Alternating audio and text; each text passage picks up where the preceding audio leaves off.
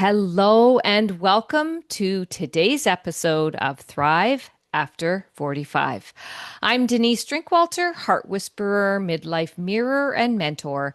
And every week I am honored to share energy and space with inspiring guests whose stories reflect so many possibilities of thriving beyond 45. Together, we'll uncover the whispers of the heart, the power of midlife transformation, and the wisdom that fuels expansion. What if the power to impact millions began with the courage to start over? Such an honor and a privilege to welcome Nicky Billou, whose story is as powerful as the impact he's created in the world. Nicky's journey began as an immigrant navigating the challenges of building a new life and continued through the personal trials of divorce, experiences that shaped his drive, resilience, and mission to help others break free from limitation. Over the last 20 years, Nicky has become a two-time New York Times best-selling author, a true millionaire maker, and a trusted guide for entrepreneurs who feel stuck in growing their businesses. His work has touched the lives of over 4 million people worldwide, helping them step into possibility, prosperity, and purpose. This conversation isn't just about business growth, it's about courage, reinvention, and what it actually takes to rise no matter what life places in your path. Nikki, welcome to Thrive After 45. Denise, it's an honor to be here. Thanks for having me on the show. Absolutely. Let's dig right in. We need to know and understand your challenges brought you to the new country, rebuilding life after divorce. What's that backstory that you can share with us, and how has it even begun to shape the work that you are doing today? Great question. So, as you said, I'm originally an immigrant from the Middle East. I'm a Christian from Iran. When I was 11 years old, the Islamic Revolution took place in Iran. And there were literally, Denise, gun battles going on in the streets near my home. Now, my mom and dad were freaking out. And then one day, that freak out went up by a factor of 100. Uh-huh. So, all of a sudden, there was a crashing sound through our living room window. Something was thrown through it and it landed next to my feet. And I'm looking at it and I don't know what the heck it is, but my father, he instantly knew what it was. It was a bottle with a burning wick in it full of liquid, a Molotov cocktail. Dad grabbed the thing and pulled out the burning wick so it wouldn't explode. Because if it had, you and I wouldn't be talking right now. And that's when him and mom said, "That's it. We're out of here." And they made a plan to take me and my two brothers out of our home in Iran. And initially, we went to Athens, Greece. That took 2 years to make that happen. And then another 2 years, we left Athens, Greece to come to Toronto, Canada, where I now live. Now, at that time, maybe you can relate. I'm a kid. I've got friends. I've got a home I love. I didn't want to leave any of Yeah. that, right? Yeah. But as time went on, I started to see the nobility of my mom and dad's sacrifice because they Mm. left behind everyone and everything they knew for a chance at a better life for me and my two brothers. And I'm going through life being exposed to a whole new way of living in Canada than in Iran. And Iran under the Shah was a relatively free place, but Iran under the mullahs was not at all a free Mm. place. It was a dark place. Girls, for example, and women were being forced to cover up, which Yeah. they'd never had to before. Dancing was banned, music was banned, um, most movies were banned. And then we come to Canada and there's an openness, there's a freedom, there's a joy, there's a vibrancy, there's a life. And I started to see that inside every human breast beats the living heart of freedom. Every man, every woman on this planet yearns to breathe free, to chart their own course, to march to the tune of their own drummer. Mm, And that's what had me go, okay, I'm all about this. Like my avatar is freedom, freedom, capitalism, a society where you can go and choose where you're going to go and what you're going to do. And it was very, very important for me to help the people that were the biggest beneficiaries of this freedom. And then also, in many cases, the ones who understood it the best, the entrepreneurs. Because if you're an entrepreneur, you got to be free. You got to be free to think. You got to be free to express yourself. You got to be free to engage in enterprise, free enterprise. You got to be free to chart a course. And right. my mom and dad especially, they were entrepreneurs. And Hmm. I wanted to honor them, and I wanted to help the people that were the folks at the forefront of freedom. And my mission, my vision has become, and it's a crazy vision, that I want the world to have a billion multimillionaires. A Wow. billion multimillionaires by 2040. This will create the biggest constituency for freedom that the world has ever seen. And it will destroy the forces of darkness that want to crush us and our dreams. And they don't mind burning our beautiful world to the ground as long as they can rule over the ashes. And those are Mm. the people that I consider the enemy, the people that spread evil ideologies and evil ideas and don't want us to be free. So, what you're speaking of is so rich, not just monetarily, but rich in soul, because you're talking about freedom that many of us who have not had those experiences that you have had don't really understand what freedom is because we don't have that opposite side of the coin. How do you support entrepreneurs? I love that you do that work because I love that you're seeing those are the people that are already in that freedom mindset. That's their goal. But how do you take them from wanting that freedom but not seeing it? Well, it's an interesting question.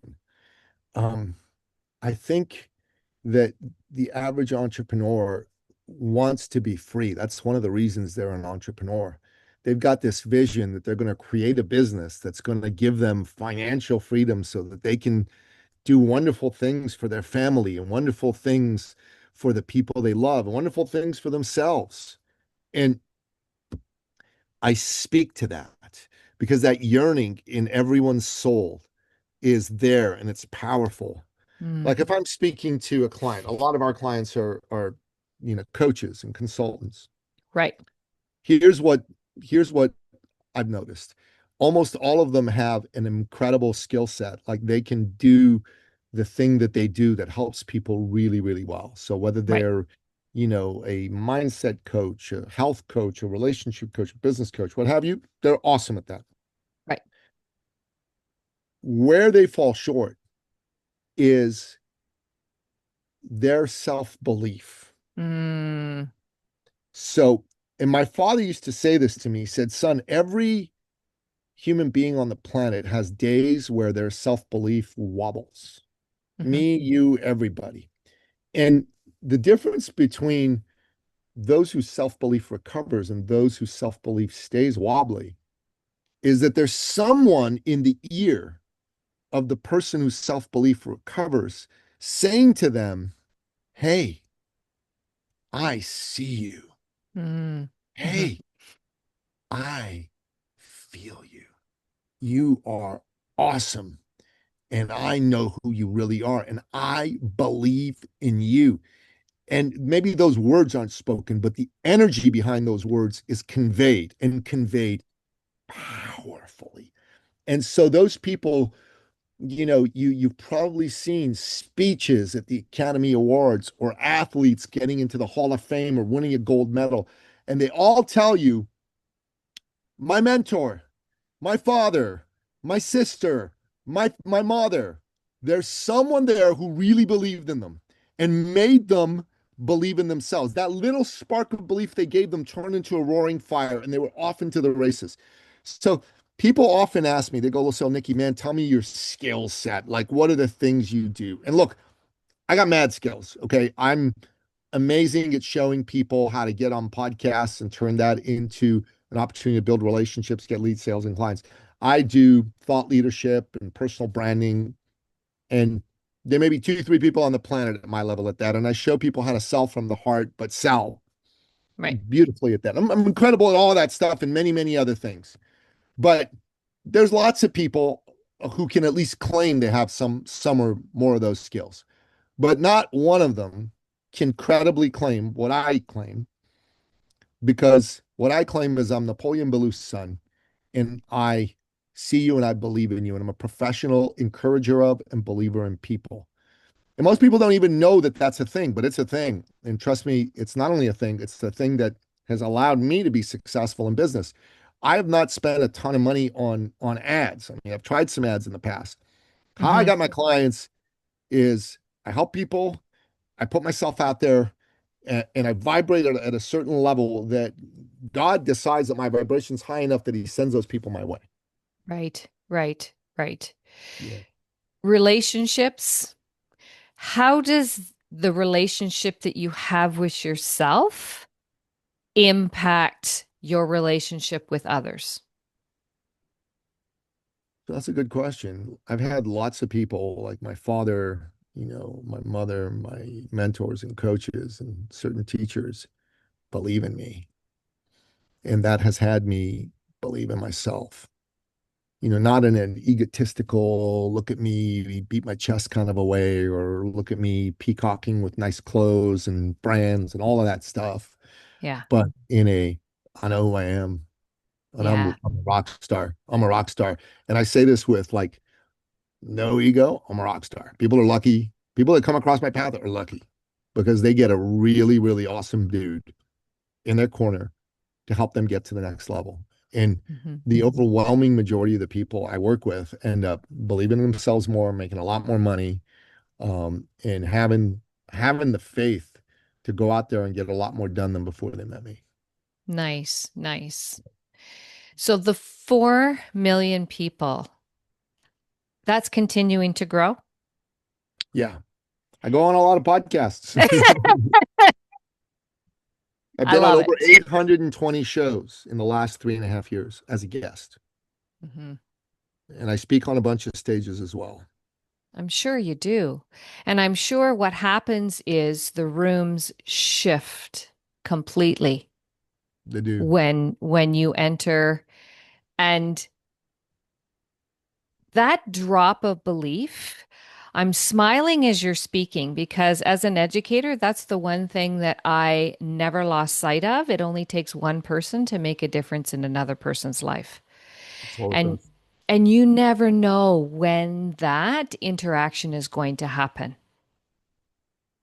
You be your full self, and you are there to support the people if you come from the heart-centered approach, like yourself, Nikki, who believes in people because you know what's possible. Everything shifts for everybody that you come in contact with. And we all have that capacity to do so, but we lose it because we don't realize how important that really is. That's my 2 cents on that piece. And that's what makes you so empowering because you haven't lost your belief. And I am so grateful that you've had those people in your life who've shared that with you in multiple ways over the years because you've hit hardships, I have huge, right? huge, Yeah, 100%.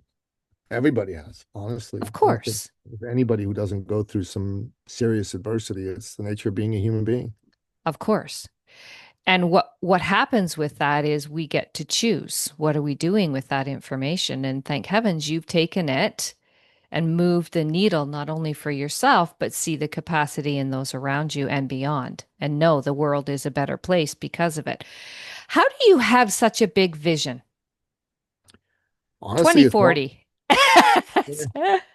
I was at a program with Patrick Bet David, the famous podcaster, and in this program, he said you got to have a big vision, you got to cast it all the time, and I just that just hit me. It's like God gave it to me. I don't think I came up with that myself, you Yeah. know. And it comes one person at a time. Mm, Like one of our clients today, her name's Shannon Coulter, right? She's got a huge vision. So she's a mom, and when she married her husband, he had kids from previous marriage that were a certain age, and he was off at work, and the kids were there with her, and she said, "Okay, go outside and play." And they couldn't fathom what that meant because they were used to phones and screens. And she had to go teach these kids how to literally go outside and play. And so her mission has become to wean children and even adults off of screens. She says, look, you're not going to be technology free. That's not realistic, but hmm you're on tech 75% of the time. Let's make you be on tech only 25% of the time. And her big enemy is our screens, our addiction to screens and ignorance of parents. You know what I mean? There's an ignorance out there of what this is doing to children's brains and even to adults, Yeah. Yeah. right? There's a laziness. Some parents are just being lazy, and this is like a digital babysitter for them. Yeah. Like, Yeah. screw that. Yeah. You know, like, screw that. And, anyways, she had never done a business before. She came to Yeah. us as to what should I do? Mm, Said, go start a pilot program. And she said, oh, should I give it away for free? And we said, no, charge some money for it. So I don't hmm think she's charging a lot of money for it, like 100 or 200 bucks a person. But she filled her pilot program with like 25 people, lickety split, Yeah. right? And she's got another pilot program, and now she's going to have a coaching program.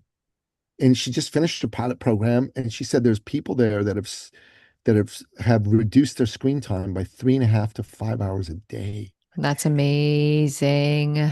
right? And that's like, and she's not making a ton of money from this right now. I mean, her family, her husband is extremely successful. She doesn't need the money, but hmm still, the fact that it's a business and she's making money, this was huge for her. Right. And we had this other woman who came to us, and she manages a med spa of her own. She owns a med spa, and now she has this med spa academy teaching people how to do med spas, like Botox and all that jazz. hmm Anyways, it took us a while to help her get everything sorted out from a messaging point of view. But in 32 days, she made 1,050,000 in sales, Wow. right? And Yeah. well, first of all, she's good. Secondly, she had us helping her believe in herself. And thirdly, she's in action, and we make sure people are in action. Right. Right. Yeah. It's great to have all the ideas, but if you do nothing with it, it just sits, right? It doesn't become a reality. So what you do and supporting the people that you support in the ways that you support them, allow them to take that passion, that vision, that possibility, and move it into action, probably far beyond what they could ever believe, even though their heart and soul is in it. Yeah, Yeah, love it's it. good. Thank you. I love it. If you are listening to this and you're thinking, well, I have an idea and nobody thinks it's a good idea. What do people do with that? Because they do have good ideas. Like my listeners have lots of incredible thoughts and ideas. This is a turning point for a lot of women in their lives. Like children are leaving the nest, whatever's going on in their world, they're thinking, nah, that's a crazy idea. What do you do? What do you suggest people do when they have this really good idea that they want to, but nobody thinks it's a good idea, but they know in their heart it is? Well, I think you've got to run with it Mm-hmm. because let's be honest, people that love you, many times they mean well, Yeah, but their own fears get in the way. They try to hold you back. love that. Yeah, And you can't let that happen. yeah. If you got something on your heart, you got to listen to yourself ahead of listening to any outside voices. Mm-hmm. Denise, like, look, um, I'm 58 years old, Mm-hmm. and when I was 55, um, I I came to a point in my life where like I just was not happy with my physical condition, my fitness level. I Yeah. was overweight. Um, I not happy with how I looked, not happy with how I felt. Right. Yeah, I hired someone to get me in good condition, and it worked. I dropped 58 pounds. I ended up doing a bodybuilding competition a year later, and I'm actually continuing on that path. I'm going to go for my bodybuilding professional card. It's called the Nice. IFBB Pro card. Yeah. Now, I have someone who I really like and respect in many ways Yeah. come to me during this point, and I'd hired her to do some energy work for me to Yep. unravel some inner knots. And Yep. she decided she wanted to tell me that I should stop lifting weights so hard, and that I was too old for it, and I was in a stage of my life, and she just started like coming at me, and I just said, "Yo, that's not happening." And I didn't hire you to give me this information. I hired you to do this other Right. work for me, and back off. Yeah. Okay. Back the hell off, Yeah. because this is what I want to do. Yeah. You don't get a say. You get a say in what you want to do. I get a say in what I want to do. That's what freedom is, right? And Perfect. and like I said, this is someone I respect that hired to do specific work for me. And in the past, there would have been a time, oh, well, I wouldn't have said anything. And I'm like, Yeah. balls off, balls off. Yeah. Like, this feels right for me. Training like this, getting in good condition. It's very important for me to be 58 and be physically like I'm 38, like Hmm. strong, tough, Yep. capable. And Right. when I leave this earth, whatever that age that is, and years ago, I had someone say you're going to live to your in your mid 90s, 96. So let's say that happens. I'm not going to be some frail dude. I'm going to be Hmm. muscular, strong person. And right now, lifting weights on its own is going to get it done. But I'm looking into folks that are doing things like testosterone replacement therapy and things like that. Hmm.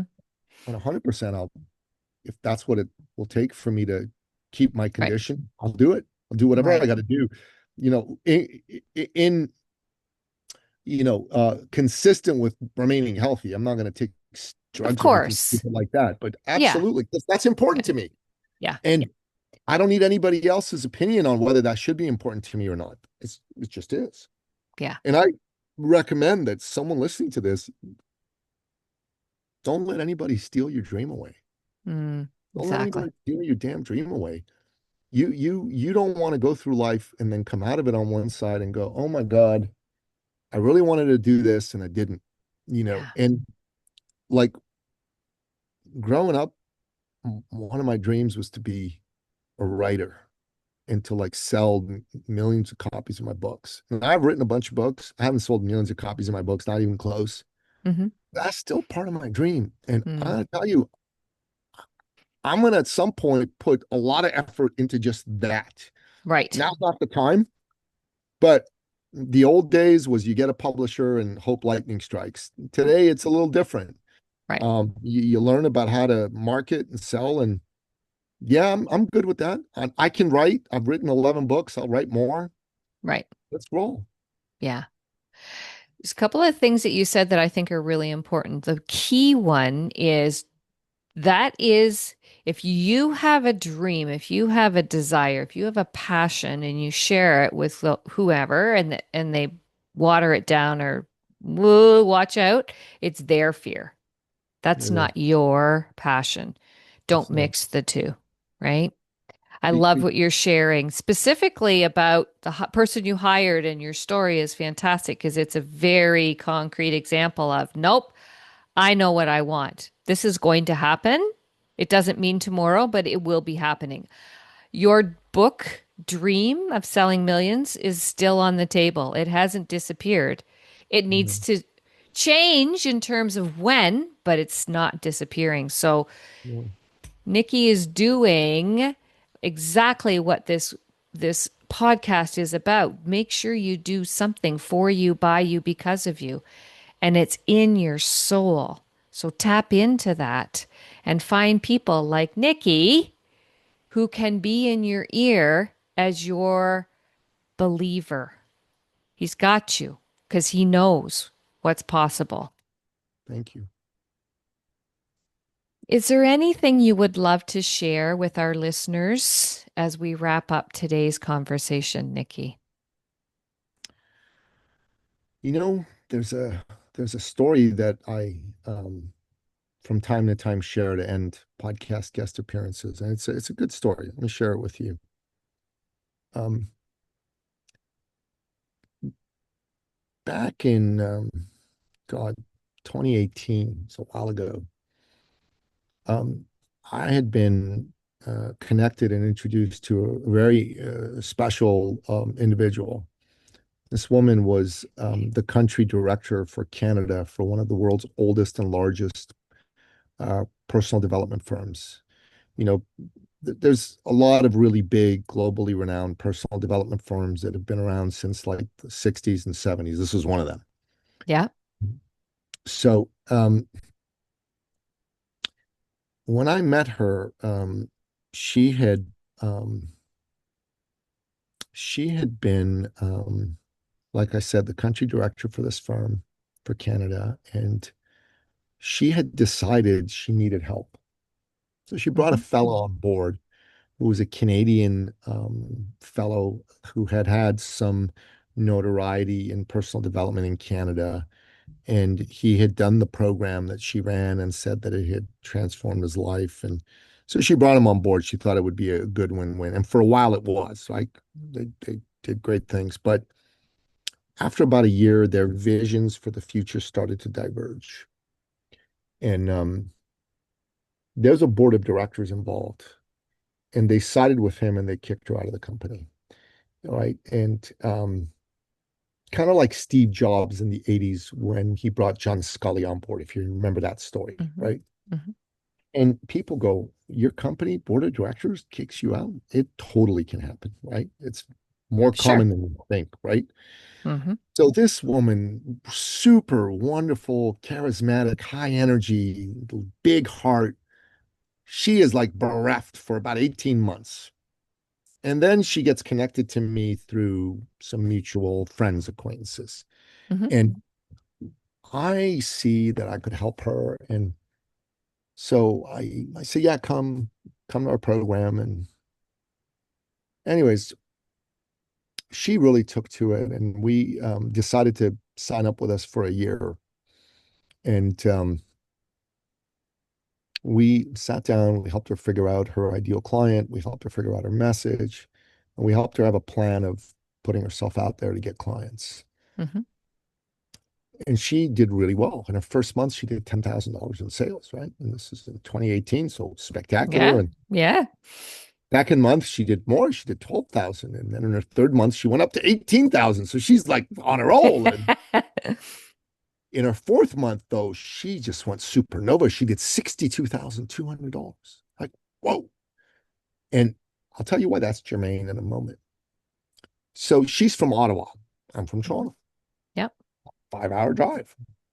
Um, my oldest son at the time was 12. He's 19 now. Hmm. He played soccer until recently. He played pretty high level soccer, but back then he was a 12-year-old and they had a tournament in Ottawa. So we drove to Ottawa for the tournament. And I'm calling her on our way there because she had a son his age. And I said, hey, Julie, I'm going to call her Julie. I said, we're coming to Ottawa, soccer tournament. Would you like to bring your son, watch us play? She says, yeah, I'll come to your last game. So that's what they did. And anyways, it was great. We won the tournament, which was super fantastic. And then we had lunch with her and her son, and we drove back to Toronto. She drove back to her house with her son. A few weeks later in Toronto, we had one of our quarterly branded thought leader immersion workshops. This is a highly curated, high ticket experience. Hmm. And she was in there, right? Because she's part of our community. And Sure. we came to this point. And Denise, I'm kind of, you've been around, you know what happens at these meetings. There's an enrollment opportunity for something Of else, right? course. Yeah. So we had our enrollment opportunity, and it's for a year-long program, Hmm. 40,000 US dollars. Okay. So, um, high ticket, right? Sure. Going Absolutely. high ticket. But the way that I sell is I don't usually do most of the selling myself. I kind of like say, hey, so it's time. Yeah. We want you to join the community. Let's hear from a few of our existing members. Like Right. Denise, it's a quite a clever thing to do, right? Because third party validation, all that. And normally I pick on like two to three, maybe four people to tell their stories. And I kind of, I kind of normally um uh you know prep them by asking them questions. So Sure. tell us a story, blah, blah. Like, so it's not like just a ramble. It's like, Right. what was it like before you came here? What'd you get out of Right. being here? What are the results you've gotten? And would you recommend the people in the room to join us? Like it's a setup. It's a beautiful Right. setup, but it's a setup. Well, this time I did what I usually do, which is, does anybody like to share? And normally people put up their hands, but today Julie didn't wait to put up her hand. She bounded on stage and ran right at me. I mean, nearly knocked me on my butt. So she ran right at me. And, she's tiny and I'm not tiny. So Yeah. that's why I didn't fall down. But like, it was like a football running back coming Tackle. at you, and tackling you. Like, okay, I guess you want to go. So I recede into the background and she's sitting in the front and not standing in the front. And I am standing behind her. Remember, she's Right. tiny and short and I'm at the time I was 200 pounds plus. And I'm standing behind her, giving her the spotlight, but she doesn't talk. In fact, she's just kind of like staring and looking. And after about 30 seconds of this, I'm like, what's going on? What's going on? And then I heard, I saw her shoulders go up, and then I heard a Ah, sob. yeah. I'm like, oh, she's crying. Crap. So, Denise, you're a woman, I'm a man. Let me explain what happens to a man when a woman A woman starts to starts crying. cry around him and he has no idea why. Like, Why? right. The first thought in my head is, and this must be from my mother, maybe, I don't know. I must have done something wrong. What did I do wrong? Right? Like, that's the first thought. And um I'm like, oh crap, this is going to be a disaster is what it's going through my head, right? But my girlfriend Teresa, who works with me, um you know being a very intuitive woman, Of came up course. with a box of tissues and Yep. handed them to Julie, and Julie gratefully accepted them. And then she motions me over to come stand with her, and she's still sobbing, still crying, and I'm looking cool, but I'm not feeling cool. Yeah, You know what I'm exactly. saying? I'm looking cool, but I'm not feeling cool. um and she, in the between her sobs, says, Nicky, when you and your little son came to Ottawa Hmm. and to visit with me and um, my little son, being 12 and hyper, like all 12-year-old boys, is going, Mommy, Mommy, where are we going to go? Where are we going? Where are we going? And I'm like, I got to shut this kid up. So I'm going to say, oh, sweetheart, we're going to go see Nicky Billou and his son. And then she said, that seemed magically to work because the kid shut up right away. And she's like, to the point where, he's in the back seat. She's starting to get worried. Son, everything okay? She goes, yeah. Yeah. He says, Mommy. And she said his voice got really soft and like a little vulnerable little child. Hmm. I said, Mommy, are we going to meet the man who saved our family? Mm. And so Denise, you may have gotten from me, I'm a very old school masculine man. I do not cry in public. Okay. I am not a softie, right, in that respect. On that day, you would not know that because I started to bawl my eyes out. Like, Yeah. I'm just crying. And she's crying and we're hugging. And everyone in the room's like, oh. And and I'm like, and then she keeps talking. She pulls away from me and she's like still holding on to me. You know, that semi-hug where you're Yeah. kind of like halfway. And she says,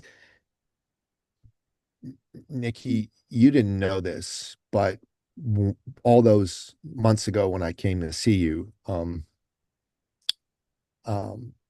things weren't going well for us. And I kind of had a sense, but I obviously didn't know all the details and she hadn't shared them. She Right. said, I'd made any money in 18 months, and my husband's an artist. I'm the breadwinner in the family, right? He was like Yep. a Yep. photographer. Yep. So I think he made like 50, 60 grand a year, but that was not what they needed. Right. I mean, Right. Yeah. and she had made money in 18 months, and they were fighting like cats and dogs in front of the kids. So this artist husband of Yeah. hers was still a pretty, you know, like you wouldn't know he's an artist to look at him. He's like a Right. Okay. big strapping Yeah. athlete dude, but an Yep. artist, right? Yeah. And they're fighting in front of their children, like yelling and screaming. Three little boys under the age of 12. And the boys are freaking out, she said, because they're thinking, oh my God, mom and dad are going to break up. Right. Totally. And she's thinking, oh my God, are we going to break up? Um, but she said, but you came into our lives and you helped me make money and we paid off the bank and we stopped fighting. She said, you literally saved our family.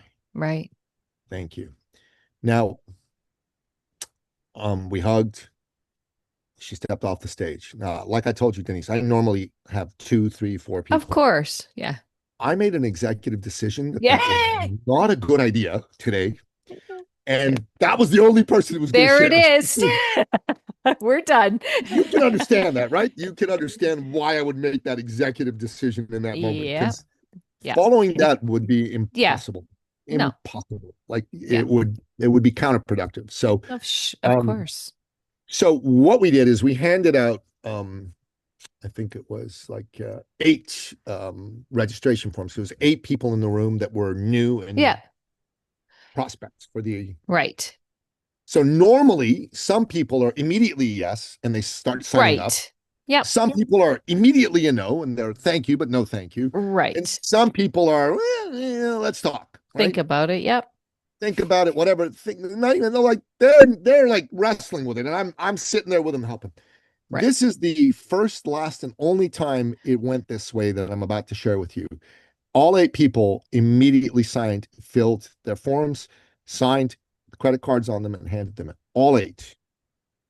It's never happened before, never happened since. I've had 100% enrollment results before, but I had to sit there and Right. talk to people. But this time that didn't happen. And two of the people had said to me prior, because like I told you, you know what happens at these events. They know what happens at these events. So they Yeah. would come Of to me at a course. break. They'd said, Nikki, listen, you are terrific. We love your event. This is great. But Right. we just want you to know we know something's coming and we just want you to know we're not going to partake. Right? Mm-hmm. We just Yeah. don't want you to be upset. I'm not going Yeah. to be upset. I mean, it's whatever you want to do, right? Yeah. They were the first two to sign up. The first two to sign up. They handed in the one fellow who had like an energy about him, like a kinetic almost. You know what I mean? Like Yeah. Oh not a yeah. nice energy, but a kinetic, like Mm-hmm. and Mm-hmm. he walks to me and he like slaps the thing into my hand and like and he goes, "You son of a bitch." He said, "I told you I wasn't going to sign up for your damn opportunity." hmm I said, "Yes, you did. So why did you?" So I threw it right back at him, right? Of course. And he was like, he was a little jolted by it. And he said, "Okay, so here's the truth. I need help. I just been burned too many times by too many people. We're full of shit." Mm-hmm. Right. And Mm-hmm. that's how he said it, full of shit. Yep. Yep. And he said, listening to that woman, and I'm sorry, I'm getting a little emotional even saying this. Listening to that woman, I kind of thought maybe this guy ain't full of shit. Yeah. That's what he said. That's all he said. Yeah. And he said, Yeah. looking forward to it. And then Mm-hmm. he walked away. Mm-hmm. And a here's what I got to tell you.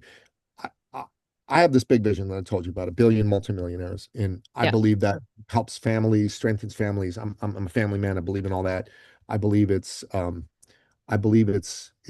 what God intends because there's dark, evil forces out there that want to keep us all enslaved, Yeah. and capitalism is their enemy. And they may say, "Oh, we're all for the workers." No, you're not. You Yeah. want the workers to be your damn slaves, and and I also think these charlatan types who go take people's money and don't deliver for them at all, just like take their money and don't even like talk to someone, it's like insane. They are the enemy too, as far as I'm concerned. And I'm like, God, for whatever reason, God's made me a guy who wants to help people. Hmm. And there's I'll be candid. Not everyone that I've worked with has always gotten pristine results, but the majority of people that I've worked with have gotten pristine results. Right. I'd even say the overwhelming majority of the people that I've worked with have gotten pristine results. There've been some who haven't, Hmm. and the truth is usually those folks don't want to do the work, and that's the truth. Right. Right. Don't want to do Yep. the work. They are Yep. ready to sign up, and then they back off, they quit, and Yep. I'm always here, always ready to take them back. Right. Um, but in my experience, if someone comes in, they're ready to do the work, our brand of helping people, which is to be very hands-on, very much Hmm. with them, Hmm.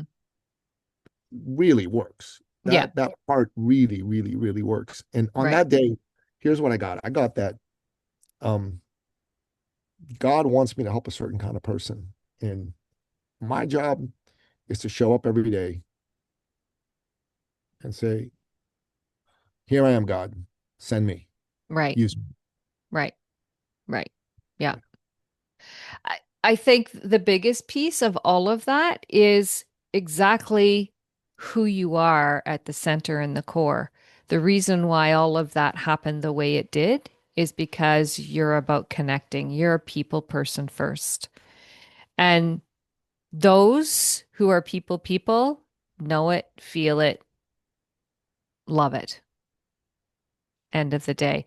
The business is the part that you do well, but I think there's something way bigger that you do even better, and that's about the connection. That's about giving and seeing your purpose as being what, in your words, God has given to you, and you go out and do that every day. So thank you for doing and being you in all aspects because the world benefits as a result. So thank you. Thank you, Denise. Thanks for having me on the show. It's been a lot of fun. Absolutely. It's my pleasure. In the show notes, we have how to find Nikki in eCircle. We'll have all of that in the show notes. So make sure that you. How many podcasts did you say you've done? Oh my gosh, crazy amount. You keep doing them. Over 820 Yeah, since I was like, May 2022. yeah. So you're sending out what needs to be heard, and you can find Nikki in the, like I say, in the show notes. Make sure you reach out if this is resonating at all. Thank you, Thank you. Nikki, for being here with us today and sharing your stories, your gifts, and giving us a little bit of insight behind the scenes. Thanks, Denise. Appreciate it. What has activated in you? Claim your sovereignty. Me Academy expands you.